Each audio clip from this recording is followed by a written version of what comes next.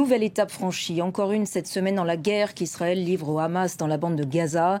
La phase principale de son offensive sur la ville de Gaza a démarré, précédée par un déluge de feux nocturnes qui a terrifié ses habitants, dont une grande partie a fui direction des zones qui n'ont d'humanitaire que le nom. Le jour même du lancement de cette offensive, une commission d'enquête internationale indépendante de l'ONU accusait Israël de commettre un génocide à Gaza, car remplissant 4 des 5 critères du génocide tels que définis par la Convention de 1948.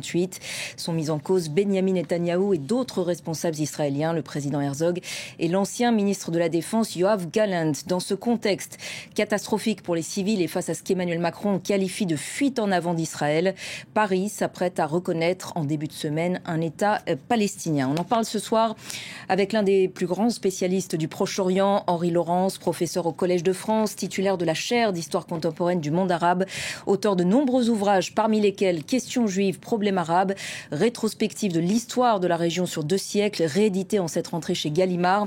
Une synthèse de 800 pages tout de même de votre ouvrage majeur, Henri Laurence, La question de Palestine, qui se décline quant à elle en 5 volumes passionnants. Bonsoir, merci infiniment d'avoir accepté notre invitation ce soir sur France 24.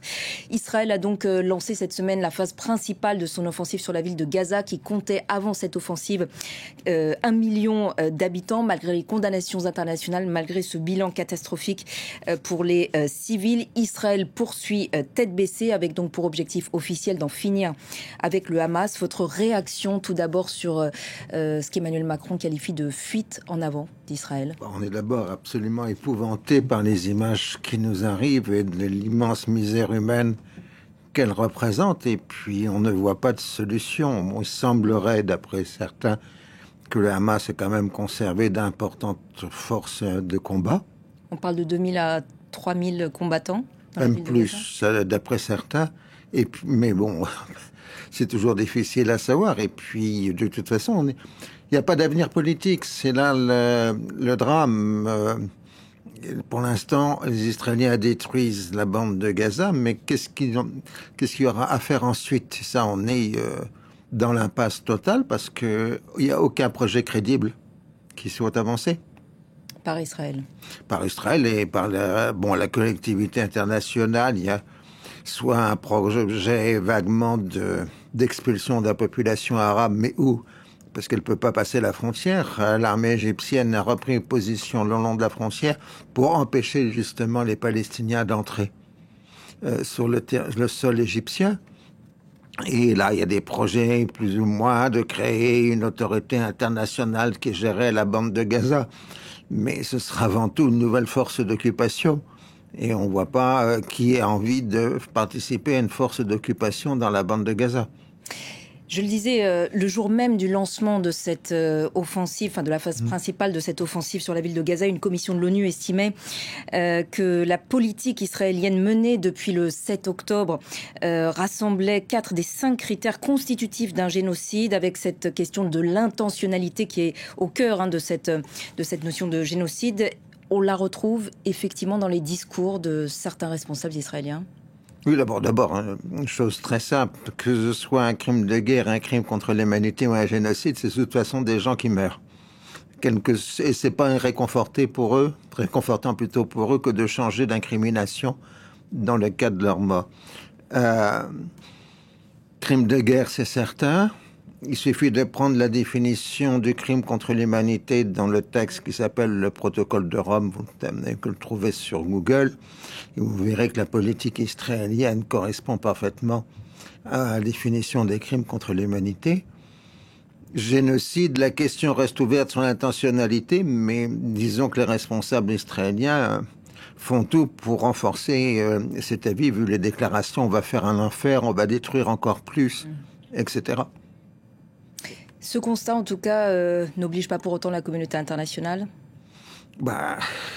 Déjà, première chose, il y a un droit d'ingérence qui n'existe plus, un droit de protection qu'on avait développé au début des années 2000 qui n'existe plus. Donc, à partir du moment où vous avez une superpuissance qui soutient l'État d'Israël, le reste du monde est bloqué. Israël a franchi toutes les lignes rouges ces dernières semaines, notamment avec cette récente frappe inédite sur un bâtiment de Doha au Qatar qui abritait des responsables du Hamas qui étaient engagés dans les pourparlers autour d'un éventuel cessez-le-feu. Le dialogue en a été totalement torpillé. Depuis, les monarchies du Golfe ont resserré les rangs autour du Qatar, ce qui peut paraître surprenant à certains égards. Israël est de plus en plus isolé dans la région.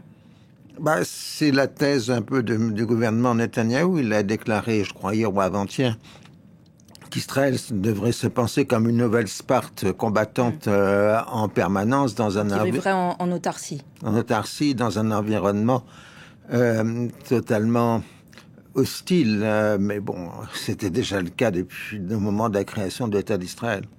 Quelles conséquences vous pensez sur les accords d'Abraham ? Bon, les Émirats essayent encore de faire vaguement quelque chose en disant on les suspend s'il y a annexion de la Cisjordanie. Mais on sent aussi que les opinions publiques arabes, y compris celles des Émirats, la colère monte. Et cette colère aussi, elle monte. Mais les pays arabes ont quand même été relativement silencieux durant toute cette guerre à Gaza. Comment l'expliquer ? La première chose, c'est qu'ils ont peur des manifestations pro-palestiniennes. Ces manifestations pro-palestiniennes au début des années 2000 ont précédé le printemps arabe. Et comme tous ces régimes... Vous pensez notamment à quel pays ? La Syrie, l'Égypte, etc. Les mobilisations... Moi, j'étais du côté de la Syrie au début des années 2000 et les manifestations étaient largement spontanées. Alors, dans la Syrie de Bassis, des manifestations spontanées, c'était vraiment rare. Et donc, ils veulent absolument pas que la rue se manifeste. Donc, vous avez des mesures rigoureuses de sécurité, de contrôle de l'information, de contrôle des réseaux sociaux pour empêcher tout début de mobilisation populaire. Vous avez commencé à évoquer cette question de la Cisjordanie également, parce qu'il n'y a pas que Gaza, la colonisation s'y poursuit.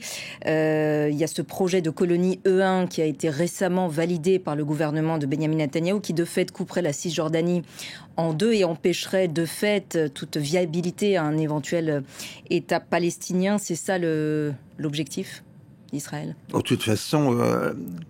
la formule de 1967 dit tout. C'était Lévi Eshkol qui était président du Conseil d'Israël à l'époque. Il parlait des territoires occupés. Il disait, on a la dot et la fiancée, mais il faudrait qu'on se débarrasse de la fiancée. Et depuis, ils n'arrivent pas à se débarrasser de la fiancée. Ils sont pris dans un cycle infernal, puisque l'occupation suscite nécessairement de la résistance, donc des dangers sécuritaires qui renforcent les mesures sécuritaires, qui renforcent les mouvements dits terroristes, et ainsi de suite. Les deux peuples rêvent de se séparer, mais ils sont impossibles à séparer. Donc une spirale sans fin. En tout cas, pour quelques siècles, j'en ai bien peur. Encore quelques siècles. L'objectif aussi d'Israël, c'est de constituer ce projet de grand Israël que Benyamin Netanyahou a répété aussi à de nombreuses reprises. De quand date d'ailleurs cette notion ? Alors, vous trouvez des projets sionistes au début du XXe siècle, au moment de la conférence de la paix, par exemple, en 1919 à Paris, où il y avait un grand Israël qui allait jusqu'au Liban Sud, d'une grande partie de la Jordanie d'aujourd'hui, et ainsi de suite. Ensuite, on a eu plutôt de calme parce que c'était mal vu du point de vue des relations internationales. C'était plutôt des espaces de sécurité qui étaient énoncés par les stratèges israéliens. Par exemple, dans les années 70-80, on disait notre espace de sécurité s'étend jusqu'à l'Euphrate. Mais ça ne voulait pas dire qu'on allait occuper le territoire jusqu'à l'Euphrate. Non, actuellement, ce qu'on a, c'est, pour dire des termes gentils qui sont utilisés par les stratèges israéliens, des ajustements de frontières, en particulier aux dépens de la Syrie. Et peut-être... Israël qui a d'ailleurs poussé son avantage après la chute du gouvernement syrien, qui continue d'ailleurs de grappiller des territoires aussi là-bas. Il va y avoir un accord a priori prochainement justement avec les nouvelles autorités syriennes à ce sujet. Bon, ça se discute pour l'instant, je n'ai pas le contenu, mais le gouvernement syrien dit que ça doit être analogue aux accords de 1975 et donc pas de cession de nouveaux territoires. Bon, là, il faudra attendre que les choses soient rendues publiques. Henri Laurence, dans tous vos ouvrages, vous retraciez toute l'histoire de la Palestine, de toute la région sur 2 siècles. Cette question de la Palestine, c'est l'histoire d'une dépossession territoriale progressive. Si on regarde les cartes, c'est évident. Si on vous connaissez les jeux de cartes qui montrent que de décennie en décennie, l'espace arabe-palestinien se rétrécit en permanence. Mais cet agrandissement continu d'Israël ne permet pas, au contraire, à Israël d'assurer sa sécurité. C'est là le paradoxe. Entre 1965 et 67, Israël avait évidemment des dangers militaires face à des armées régulières arabes, mais les activités, entre guillemets, dites terroristes avaient coûté 5 ou 6 morts en 2 ans à Israël. Depuis l'occupation des territoires par Israël, ils avaient des centaines, voire des milliers de morts. Donc le raisonnement sécuritaire se heurte à la réalité des faits. Pour reprendre le titre de votre dernier ouvrage, qui est donc réédité en cette rentrée chez Gallimard, quand est-ce que la question juive est devenue un problème arabe ? En fait, elles se construisent l'un l'autre, en quelque sorte. C'était Ben Gurion qui disait au début des années 30 que la question juive, c'est-à-dire le sort des Juifs en Europe, a été transformée en problème arabe, c'est-à-dire la question des Arabes palestiniens. Mais il n'avait pas vu, évidemment, que le nazisme et la Shoah allaient se produire. Mais le drame d'aujourd'hui, c'est au-delà des terribles choses qui se passent sur le terrain, c'est qu'on va retrouver la question juive du 19e siècle, parce que ce qui se passe là remet en cause le statut, l'opinion, enfin la place des Juifs, en tout cas dans les sociétés européennes et occidentales, à travers les discours d'où des malaises puissants, des inquiétudes, etc. Et ce qui se passe là, c'est que les 70 000, mais qui sont probablement le double de victimes, ça va rester maintenant marqué vitam aeternam, ma vie éternelle, à l'État d'Israël, et voire même à l'ensemble des populations juives du monde. C'est une malédiction. Vous dites qu'après des décennies de conflits, le poids de l'histoire suscite une incompréhension mutuelle, un rejet de l'autre, une déshumanisation aussi. Déshumanisation, c'est le terme terroriste qu'il utilise. À partir de vous définissez quelqu'un comme terroriste, vous avez l'essence de le tuer. Et donc, à la limite, toute personne tuée par Israël, par l'armée israélienne, les services israéliens, est devenue, par le fait même qu'il a été tué, un terroriste. On a aussi aux États-Unis aujourd'hui, ailleurs, des définitions extensives du terme terrorisme qui sont en fait des instruments de déshumanisation. Et c'est là où on se rapproche de la notion de génocide. Parce que pour qu'il y ait un génocide, il faut qu'il y ait déshumanisation. Henri Laurence, dans le cadre de notre traditionnelle carte blanche, dans Au cœur de l'info, vous avez choisi à ma demande une image d'archive qui en dit long sur les rapports justement entre ces deux communautés, israéliens et palestiniens. C'est une photo qu'on va voir apparaître dans quelques instants à l'antenne de Nati Shoat qui date de 2001. Voilà, une photo prise à Hébron. Une femme palestinienne demande l'autorisation de franchir un checkpoint avec ses enfants, un soldat de l'armée israélienne. Pourquoi avoir voulu revoir cette archive?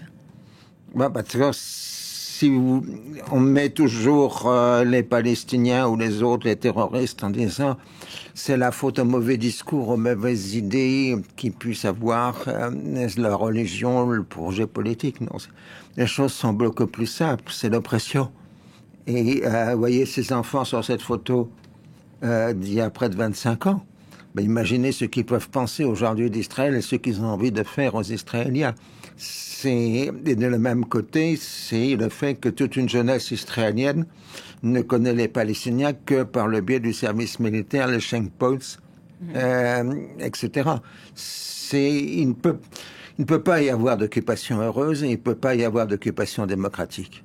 C'est là le point absolument essentiel. Et c'est l'occupation qui engendre la violence. Le général de Gaulle le disait déjà en 1967.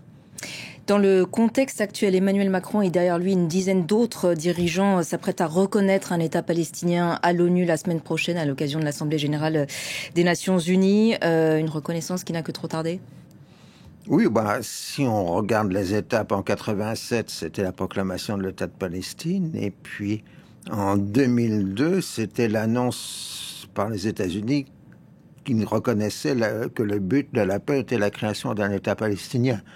Donc depuis 2002, on est à 23 ans d'écart, mais à part quelques bénéfices juridiques pour les Palestiniens, ça n'apportera rien sur le terrain parce que... Ça ne peut pas être un levier pour la paix, comme le dit Emmanuel Macron ?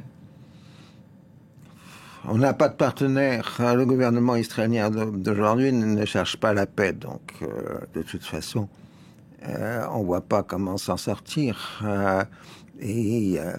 Quand vous avez 500 000 colons en Cisjordanie et 250 000 à Jérusalem, si on prend les chiffres de base, on ne voit pas comment un État palestinien peut exister.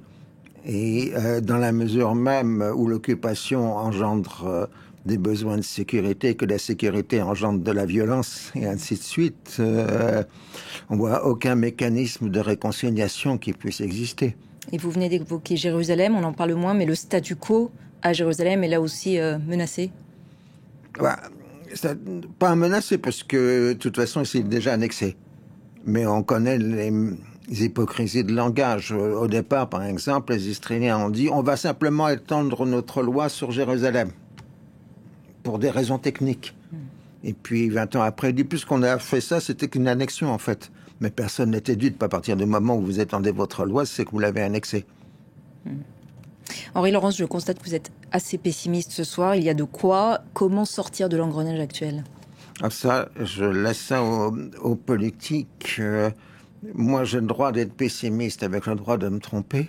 Avec le recul de l'historien aussi. Oui, et les politiques ont le droit d'avoir de l'espérance parce que sinon, ils n'entreprendraient rien.